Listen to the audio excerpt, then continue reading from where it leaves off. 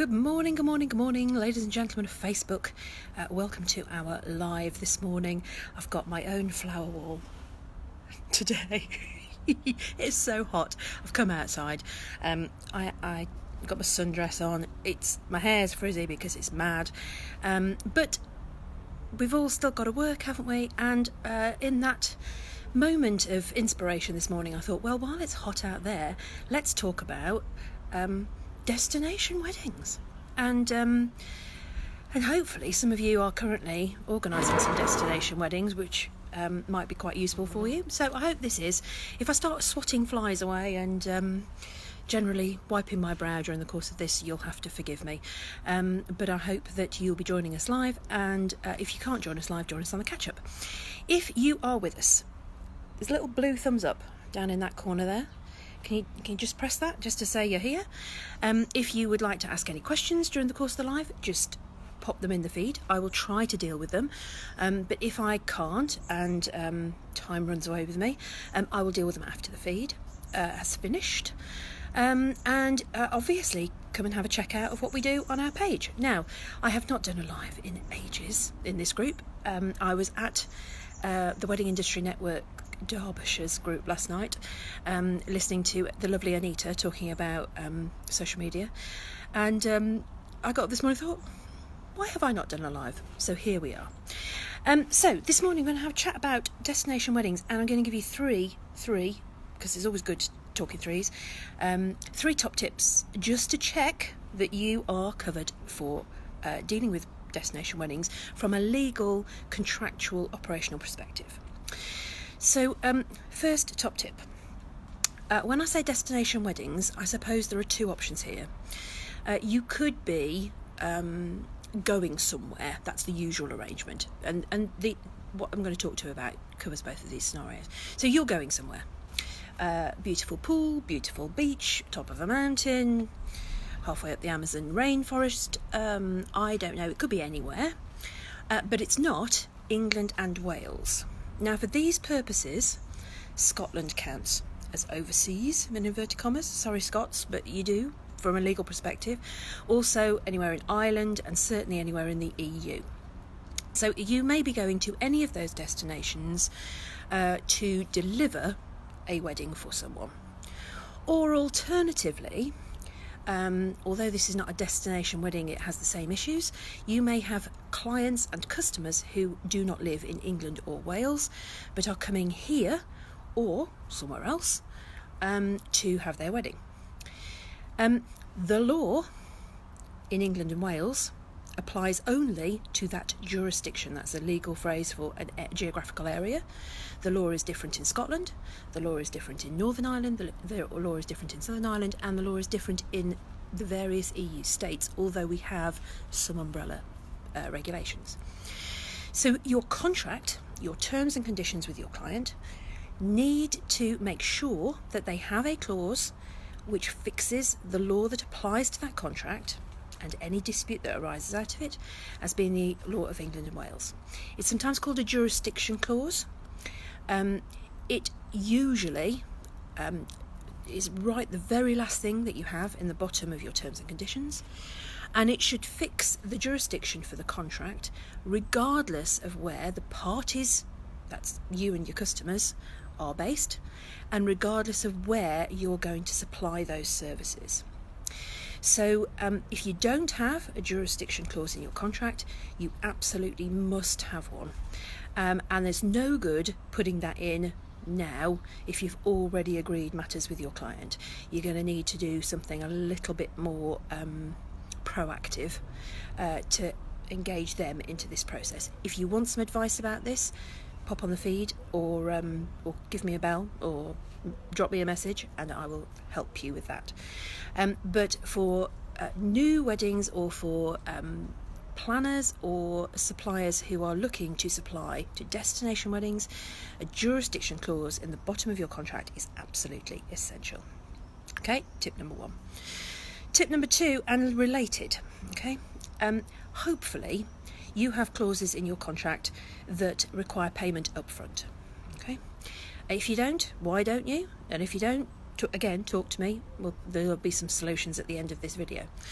But if you have a customer who is out of England and Wales and doesn't pay you, it isn't that easy to extract payment from them. It is not just a question of going online and filling out your small claims court thing if your customers are based in, I don't know, Toronto or Buenos Aires or indeed Paris.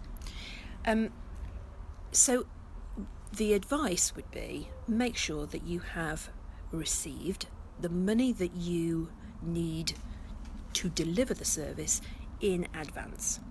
This is one of those scenarios where it's very handy in your terms and conditions to have a diversion from the norm. Okay, so normally you'll have a set of payment terms in your terms and conditions. I want so much as a deposit, so much at this stage, so much at this stage, so much X days before the event. That's normal. You should, however, in your terms and conditions also have a clause that says I can demand payment upfront, the whole lot in advance if I wish to, and that will then enable you to manage the risk, because that's what you're doing, managing the risk that you end up being owed money by people who do not live in this jurisdiction. Now, I'm not even going to attempt on this live to tell you how you go about collecting money from out of the jurisdiction, because it's complicated and it depends on lots of factors like where they are and how much the debt is. But I will suffice to say it is not straightforward. So please make sure that your terms and conditions deal with payment, that they give you that option to ask for payment upfront, the total amount if you need to, that you think about the risk of someone not paying and how on earth you're going to extract that cash out of them if they don't, and you manage that with your customer by communicating about payment. People hate talking about money, people hate talking about being paid, but you know, if you're not getting paid for what you do, then you're not running a business, you're running a hobby. So it's important. So that's number 2, payment. Number 3, insurance. Now, I am not an insurance expert, and this is not insurance advice. I know one. I know a great broker, so if you need proper advice about this, please get in touch with me and I will put you in touch with someone who is regulated to give this advice. But in broad terms, the things that you need to check about your insurance. Number 1, are you insured to do work out of England and Wales? That's question number 1 for your insurance. If the planning is all UK, is home based, okay, and all you're doing is setting things up from here, probably you are okay.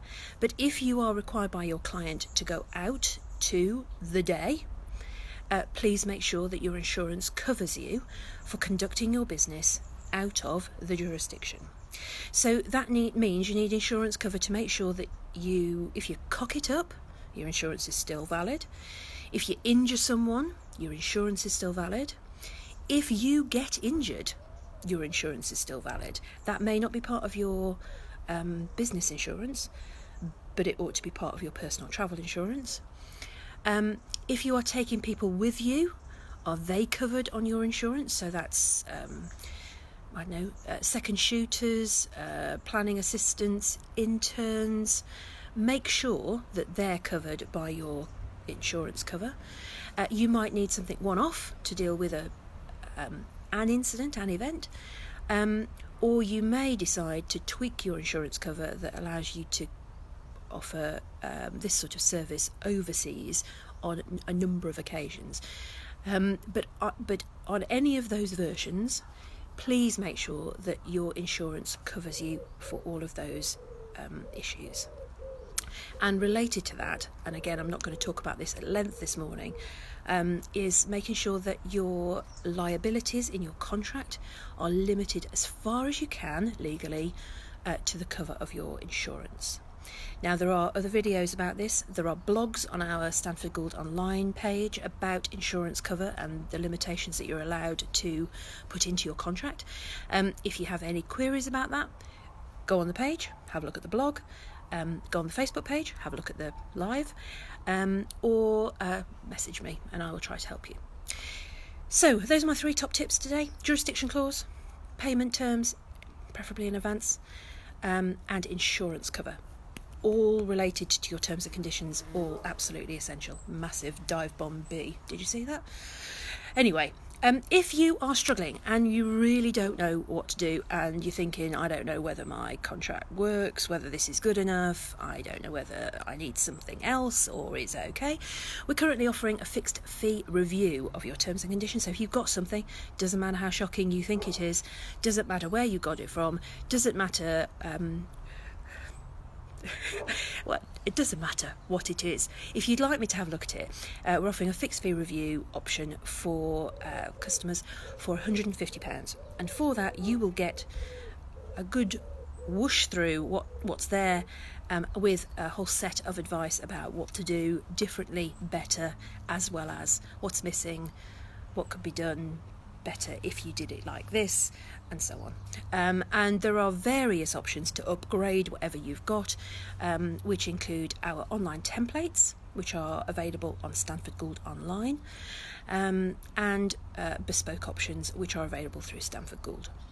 So get some advice, come and have a chat. If I can help, I will do so. If I can't, I'll be realistic, but I've never yet had a wedding supplier who I couldn't help, so hopefully you're in the right place, talking to the right person, and then you can go and do these fabulous destination weddings, safe in the knowledge that contractually, operationally, and from an insurance perspective, you're safe. You're covered.